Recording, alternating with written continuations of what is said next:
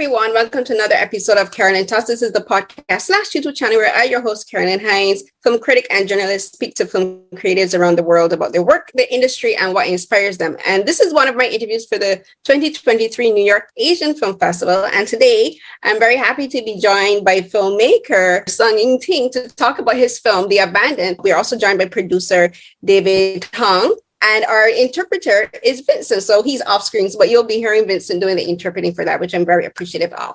So before we begin the interview, I want to thank both Ying-ting and David for joining me today. Thank you so much. 谢谢大家，这是非常开。谢谢。Okay, so I always like to begin my interviews by asking my guests to say a bit about themselves and what got them involved in the industry. So, Ying-ting, we'll begin with you. What started you on your path to becoming a filmmaker? 那一开始每次节目都会让这个参与人先做一些自我的介绍，能谈一下说自己怎么开始往电影的这条路去发展的？怎么会有这样一个想法，想要拍片，然后想当电影导演？其实这个当电影导演这个决定对我来说，应该说对普遍的电影导演来说，可能是来得有点晚。我大概是在即将大学毕业的时候才做了这个决定。那也是在求学过程中看到了几部很棒的电影，我们自己台湾的，还有这个亚洲的电影这样子，所以觉得好像不需要很多特效，或者是上外太空或回到史前时代，也可以拍出很棒的这个人情世故的电影，所以就有了这样子的项目。So actually, I wanted to become a director pretty late in the game. That I didn't really think about becoming a director until I almost finished my university studies in film. And then during the times when I was studying film, I had the opportunity to watch many wonderful films made by Taiwanese directors or just in general Asian directors at the time. And I really thought that there are rooms for films being made without special effects, without a lot, sci-fi driven, without big budget, period piece. There are stories to be told without any of that. And that's something that piqued my interest to want to be a director because of the influence of those films I have seen when I was in school. And for you, David, I know for a lot of producers, like they don't necessarily start out becoming with the intention to become producers. They kind of just fall into it. So what started you on the path to producing and also working with Ying-ting on this film? Because you, as a producer, you're responsible for helping with casting, getting resources, basically being his right-hand man. So how did you start on your path? 那唐制作是怎么开始走上制作这个道路？因为很多人其实不是说是刻意说已经有这样子一个生涯的计划，说要当制作人，但是很多人就是您的方式是怎么样子开始往制作方向走？那怎么开始跟Ying-ting合作？因为几乎就是你是他的一个右手嘛，就是帮他找资源，帮他找选角的这些东西。那是怎么样有这样的因缘可以一起合作这样的一部电影？我本来是一个记者，当了20年的记者。那我当记者的时候，主要就是采访电影。那去过世界各大影展，尤其是坎城，我去了大概非常多次。那在那个过程之中，我就觉得就对电影更为有兴趣，因为采访更为有兴趣。然后看到了坎城的那些各国的好的电影之后，我会觉得说，我们台湾应该也可以自己能够拍出更好的作品出来。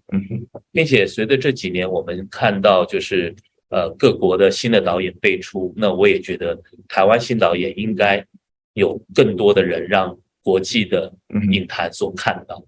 那也因此我开始跟台湾的年轻导演来合作。那曾荫庭是台湾非常优秀的年轻导演之一。那也因此我们开始有了这样子的一个合作的一个机会。那这个案子是曾荫庭自己写的剧本。这个故事我非常喜欢。那也因此我开始帮曾荫庭帮导演开始找资金，然后协助导演找演员，然后一步一步的让这部电影能够诞生出来。So before I was a producer, I was a journalist, and my specialty is actually films. So because of that, I had a lot of opportunities to go to international film festivals, to really do reports on those films and film festivals, and especially Cannes Film Festival. I've been there so many times, I cannot even count.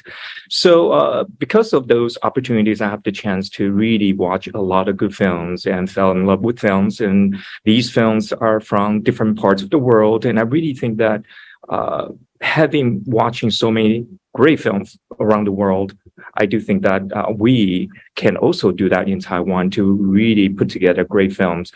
And I do think that because of the fact that knowing that different countries and they are focused a lot on new directors that they want to cultivate and really produce wonderful films from these different countries. And I want to play a role to see whether or not I can help Taiwanese directors, especially new directors, to put their films out there for the whole world to see. And for this particular opportunity, collaborating with Ying-tin is because that Ying-tin actually wrote the script for this particular film.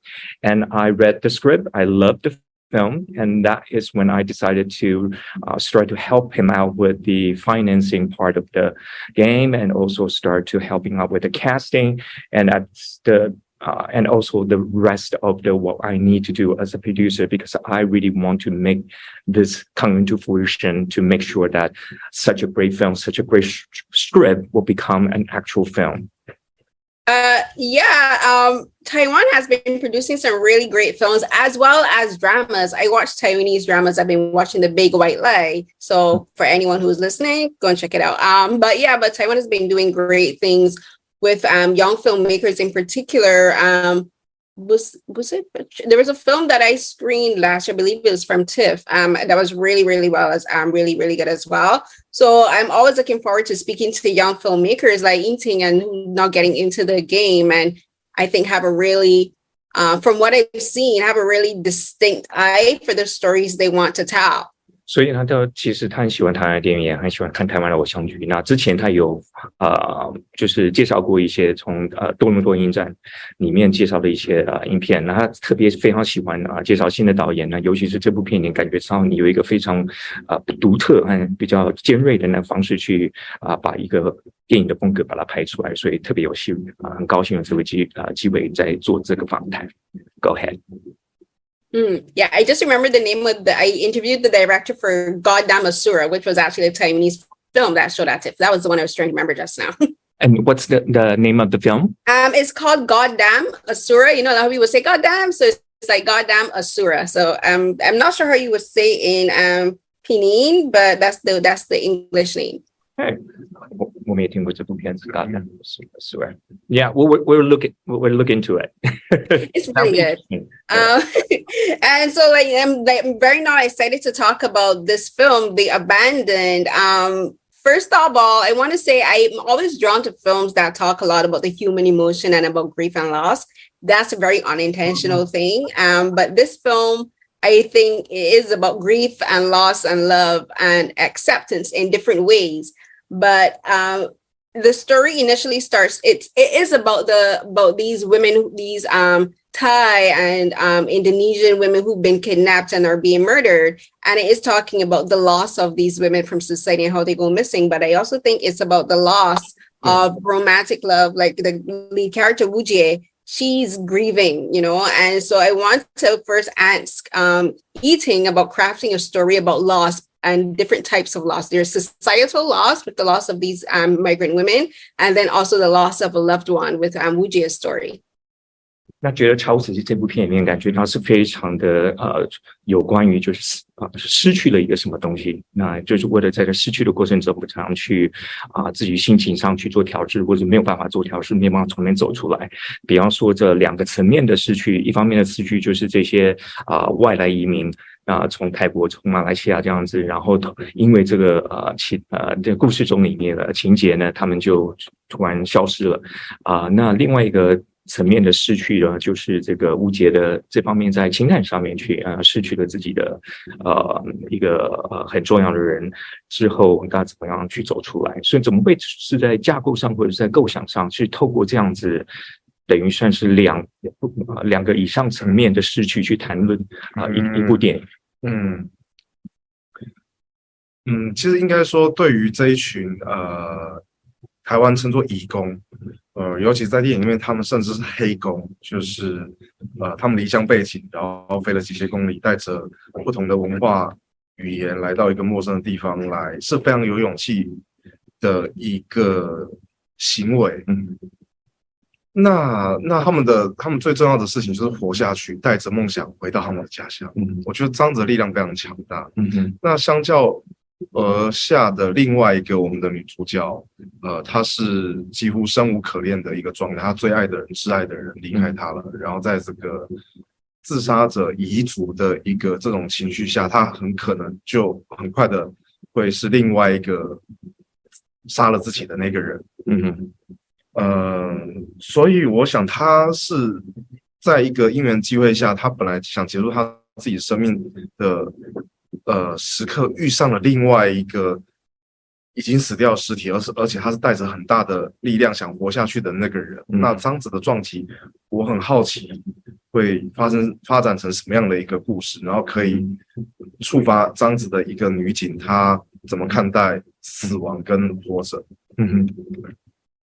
So yes, very much the story and the narrative and the film is about the foreign migrant workers, and specifically these are illegal foreign migrant workers, that they are people who travel hundreds of miles to a completely different countries and without knowing the language, and it took a lot of courage for them to make that journey.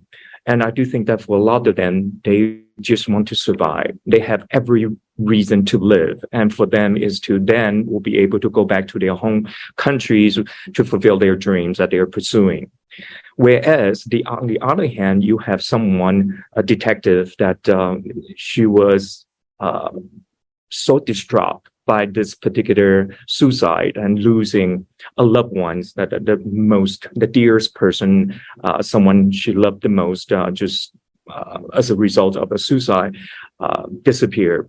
And so I do think that also triggered her to start thinking about this downward spiral, to think of almost to a point of killing herself as a result of someone killing himself. And so I do think that at that moment, to have this connection between these two characters, one is someone who's so distraught and almost killing herself, and on the other hand, you have someone who is a corpse. She had every reason to live, and she wanted to live so much. And then at that point that they connect with each other. And I do think that it created a great dramatic impact and a good way to tell her story, not only about the characters, but also to really examine what does it mean to live and what does it mean to die. Yes. I actually put it in my notes because I actually put in my notes that it takes as much courage to live as it does to want to die.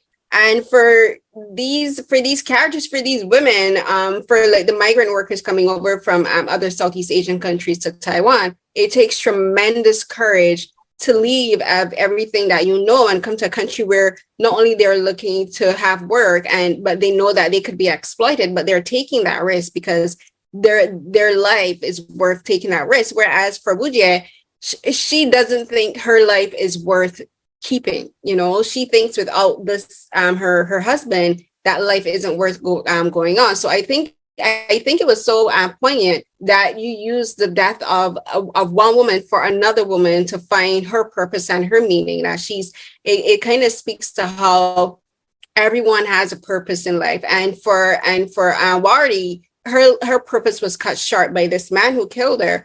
But for Wujie, she saw getting justice for Wari as her new reason for continuing. 他觉得真的是就像你所说的，不但要活下去，要生活，其实要很大的一个勇气。其实要死也是要一个很大的勇气。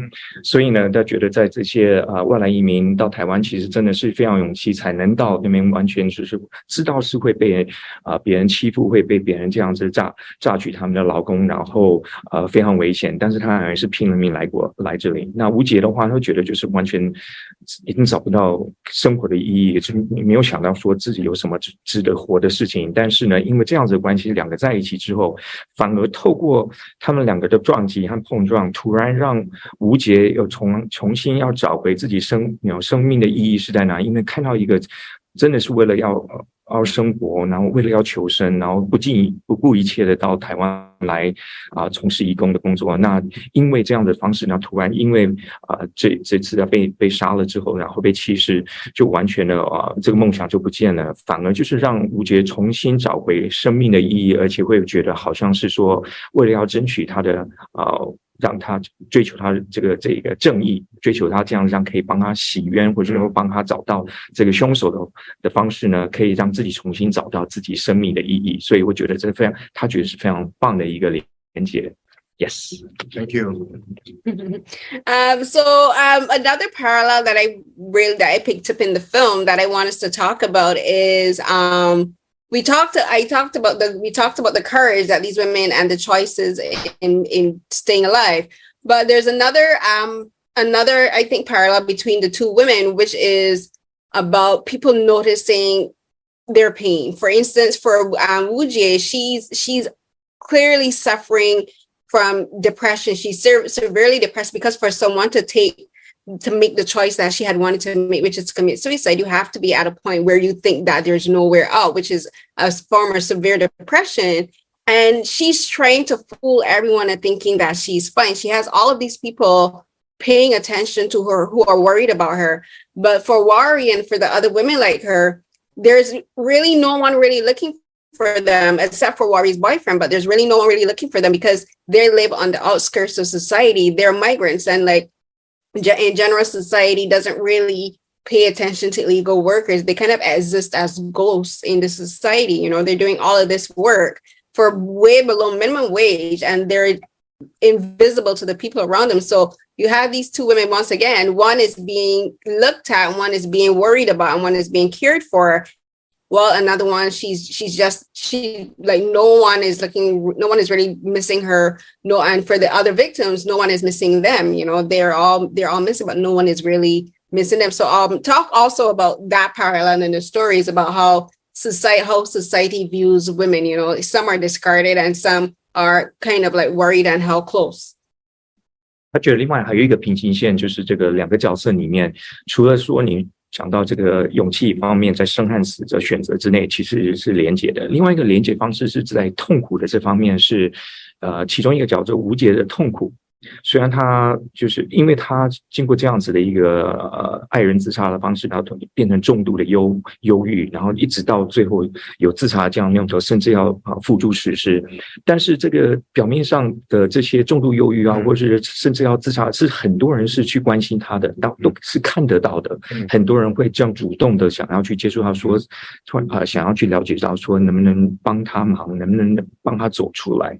但是呢，这个移工被杀了之后被弃尸，或者其他人也是被弃尸，这些女人其实她们其实是也有更加的痛苦，但是呢，她们像鬼一样，非常的边缘化，好像根本没有人会去在乎他们，看到他们的痛苦，然后呢，完全就被忽视掉在整个这个社会上。所以你们提到一下，是不是也有类似这样子想法？说虽然都是女性，然后都有一些痛苦的存在，但是为什么有些人是被看到的，那会被照顾到的，会被想要帮他们解决，或是照顾他们，但另外呢？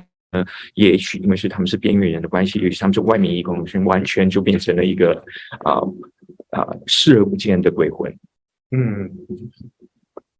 其实我们一开始这个剧本这个电影的中文名字叫《野鬼》，也就是孤魂野鬼的那两个字其实就是想聊聊这样子的一个状态，不论是在物质世界上的这种不被在乎，或者是心理的像是孤魂野鬼般的存在，那其实想透过这样子的一个外在世界跟内在心理来聊这件事情。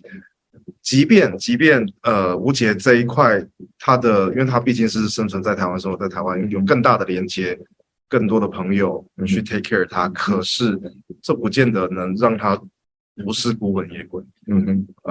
相对来说，另外一块他们是更容易在实际上被人家忽视的。这一群黑工们。那我觉得很实在的原因就是，异乡人嘛，异乡人他们人跟人之间的连接更稀薄，或者是说，即便他在这边有黑工有很多朋友，同样也是黑工，可是为了他们自己的利益之下，他们可能也不愿意去把他的死亡或者是他的这个消息给正式跟就是他们没办法跟官方呈现。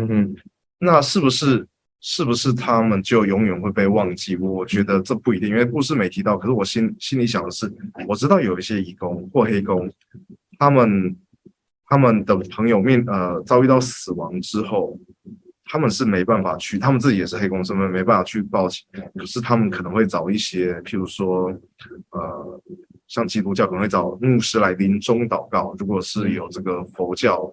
或者是这个别的宗教可能会找别的这个神职人员来替他们祈福，那可能在他们心中是存在的，可是在整个我们的荒郊野岭，可能有蛮多这样子的孤魂野鬼在台湾吧。So funny that you said that because when I was writing the script, the original title of this film is actually called Wild Ghosts. And what I'm trying to capture with this film very much about not only what does it mean to become wild ghosts, not only materialistically speaking, but also emotionally speaking, and also examine how the external society will have an impact on the internal emotions of all the characters that I am depicting in this particular film. So if you take a look at the character of Wu Jie, even though she does have friends and that kind of social networks to prevent her to become wild ghosts, so to speak, that becomes so desperate and so in despair that she wanted to commit suicide. But at the same time, it's like even with these friends, even with these social networks, they are in no competition with her inner struggles and internal turmoils that she just couldn't get over.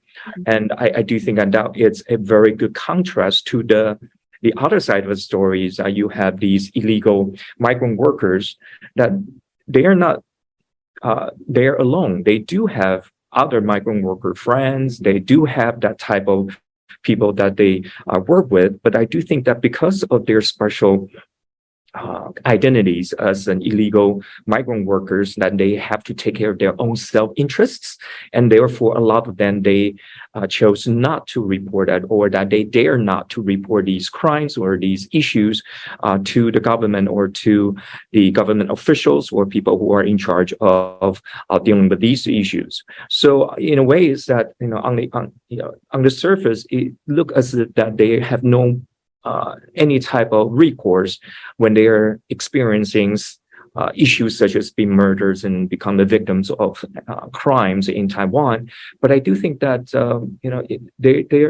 there's a way. A lot of them, even though that they don't report this to the police officers or to people who are in charge of these issues, they will find a way to somehow, for example, find the pastors through the church so that will give these victims last rites before they pass, or that if they are Buddhist, then they might find people who can pray for them so that they will have a better passing. So I do think that a lot of them, even though that they might not be able to do the proper way of reporting crimes and to make these things to be seen, but at the same time, they also find other ways to take care of those people who are in the same positions as not only migrant workers, but also illegal migrant workers. 谢谢。 Thank you so much. I'm sorry about that. My dog, stop it. Stop. She always does this. Okay, so something else I want both of you not to talk about is the casting, because I think for a film, the casting is so important, especially for the character of Wu Jie, where her character arc is so I think so fascinating, because she starts off from a moment of the film literally opens with her at her lowest, like emotionally and mentally. She thinks she has nowhere to go, so she's completely desperate. She feels completely alone. She feels isolated. She feels lonely because she's lost her husband and she feels there's no one there for her. And then as she doesn't want to get into this case because she just wants to be left alone. She just wants to like fall away from society. But then as she gets more involved with the case, looking for Wari, and then realizing that it's a serial killer case, she realizes she's found her purpose again. So you need an actress who can play someone who's completely alone, but then also completely filled with she's not obsessive, but she's so filled with so much purpose. She is like now desperate for something else, and that desperation is to solve this murder. And then there's the moments where in the flashbacks we see how she was as when she was married, she was happy and she was laughing and bright. So you have to find an actress. So talk about casting Janine Chang to play the character of Wu Jie, because I think she did such a fantastic job with this film. So I want both you, David, and Ying-tin to talk about casting her and the process of finding your lead actress. 他觉得选角这方面，尤其是吴杰这个角色，由张钧甯这样来演绎，从一个最情绪最低落、最孤独、最只想就是一个人处理自己事情，完全不跟其他人有真正有意义的联系的这样子的状况，一直到最后变成了解到这是一个连续杀人犯的犯件，然后突然找出自己生命的意义的，或者是自己活下去，另外活下去的一个目的，然后一直想要把这个案解下来，怎么样这么样一个就是跨越很多不一样的情绪、不一样的思维、不一样的演绎的方式去把这个角色选出来，怎么会选到张钧甯？那是透过两位来介绍一下，从导演的角度和从制片的角度是为什么会选择张钧甯？钧甯一直在台湾是一个蛮优秀的演员，然后他也是一个 star， 一个明星，所以他在我们日常生活中看到的广告或者是这个甚至是影片 MV 等等的，其实都是一个非常健康然后非常完美的形象。所以当我们的监制唐大哥他跟我提到说，这个角色或许可以找钧甯来聊聊的时候，我是觉得是一个蛮好的方向，因为我想这有点残忍了，就是说我想要看看这么健康、这么完美的一个女生，她脆弱的那一面，她痛苦的那一面。我觉得观众可能也可以看到不一样的这样子的一个我们熟知的这个女明星，一个不一样的成为一个女演员的样貌。So Janine Zhang has been a wonderful actor all these years and being really acknowledged for her craft as an actress. And I do think that not only that, she also has star power in such a way that she appears on many commercials, many MVs, and her public image has always been very healthy, very upbeat, to a point of perfection. So I do think that when producer Chang approached me about having Janine Zhang to play this particular role, I thought that that's a great idea. And the reason for it is because the contrast of her public image and the character that I want to build and develop for this particular film is that I get to really show the audience the fragile, the side of being in pain and being desperate. And it's the polar opposite of what people know about her in public. So that is one of the reasons why I think that she is the perfect cast for this particular role. 张钧甯基本上是已经有非常成熟的一个演技的演员，然后她有一个特色就是柔中带着一股硬。那我觉得这个东西是适合演一个女警的一个很重要的一个特色。那之前我跟她合作过一部电影，叫做《气魂》。气魂里面基本上她跟张震合作的时候，她也是演一个女警。只是那个时候她面对的是另外一个状况。那透过那一次的演出，我觉得她在曾荫庭的这个案子里面，他可以非常胜任这个东西。那当然，我很高兴的是，其实最重要的是曾荫庭跟张钧甯在讨论剧本的互动之中，他协助张钧甯，张钧甯也协助他，让这个角色有了更多的一个火花，更具有说服力。气魂的英文，气魂的英文怎么讲？气魂的英文好漫长啊 So, okay. yeah. So as I mentioned before that, also the director mentioned that Janine Zhang has been wonderful and also very mature as an actor. And I do think that she has a unique quality of being at once soft with very pronounced grit. So when you see her, it's a great combination of both qualities.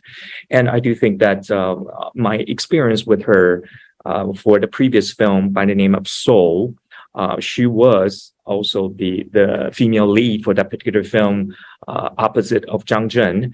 And I do think that that particular collaboration made me feel that I'm very confident that she can be a great cast member for The Abandoned. The reason for it is because that, as I mentioned, she's so mature as an actress, and she also have that quality of both the soft and the hard, the fragility at the same time, also the grit that she just have the air of being able to combine these two. Not only that, they also somehow help each other out to make the story and make the character even more developed through the interactions and collaboration between the director and also Janine Zhang. They really push each other to a point of making the stories and making the characters even more comprehensive, even more three-dimensional. So it is definitely a wonderful collaboration.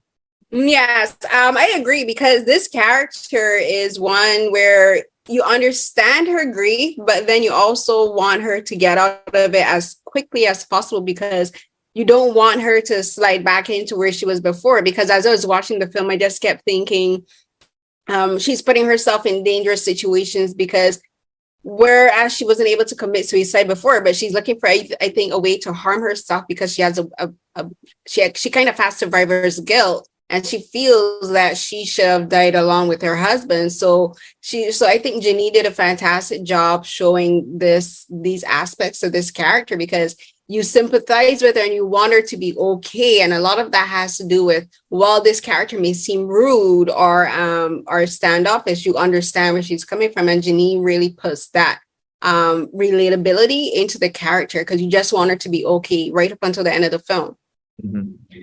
他觉得这个他真的做得非常好到位的原因，是因为他觉得可以把所有观众看到这个，尤其是我在看这部片的时候，我会觉得完全可以了解到他的痛苦，而且可以知道他而且不但是，而且会一直想要让他能不能从那个痛苦里面走出来，因为我已经跟这个角色已经联系起来了。但是呢，一直看到他在这后面的剧情里面是不断就是往危险的地方去走，然后几乎到自残的，然后进一步好像又要把自己放在一个快要死的那种地方，觉得好像就很不舍，然后很想把他从里面把他拉出来。所以这种可以完全跟角色已经有这样联系，心灵上的联系，也有同理心上面的联系，然后觉得说就算他有时候会是非常的高傲，有时候非常是不礼貌，或者是可能情绪上面会有一些就是比较爆发的地方，但是我觉得了解到他为什么会这样子的，然后也会一直为他加油，希望他能从那边走出来。所以觉得这个真的角色做得非常的就是很棒的一个很完全的一个角色。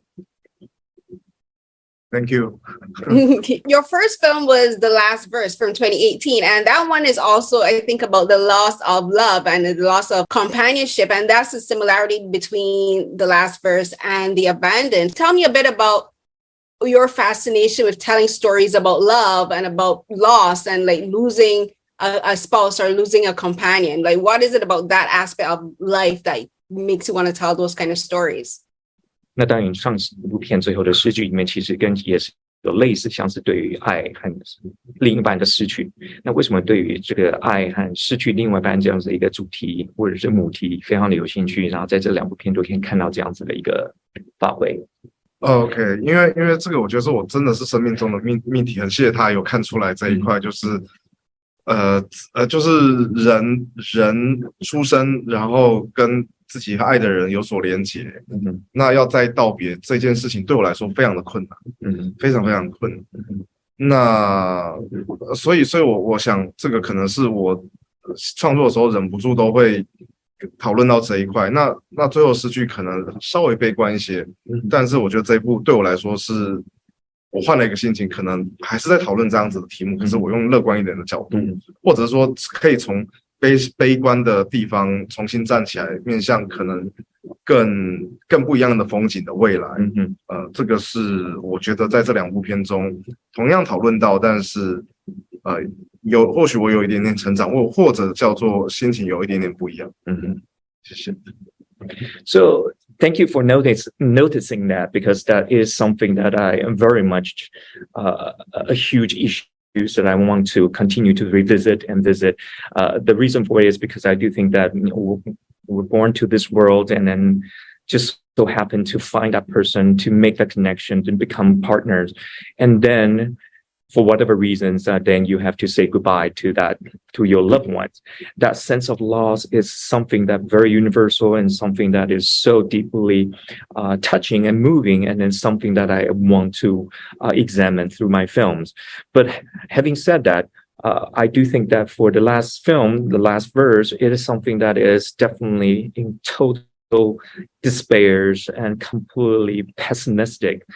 That's one way of looking at love and loss. And I do think that this particular film, even though that I'm examining the same 2 elements, love and loss, but at the same time, I want to be a little more optimistic. I want to be a little more hopeful, because there are different ways to deal with love and loss.